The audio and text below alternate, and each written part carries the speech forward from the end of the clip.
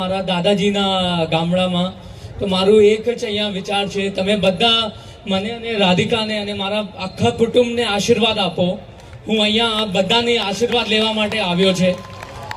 અહીંયા તમે બધા જમીને ખૂબ અમને આશીર્વાદ આપીને જજો. અને ચોરવાડ તો મારા દાદા અને મારા દાદીના જન્મભૂમિ છે. જે પણ અહીંયા રિલાયન્સમાં થયું છે ચોરવાડ કારણ થયું છે. દાદાજી ચોરવાડના છે અને મારું અહીંયા મારું એક વિચાર આવ્યું કે એક ધીરુભાઈ ચોરવાડથી ઊભો થયો તો અહીંયા આ ગામથી 10 ધીરુભાઈ ઊભા થવું જોઈએ, આવું મારું વિચાર છે.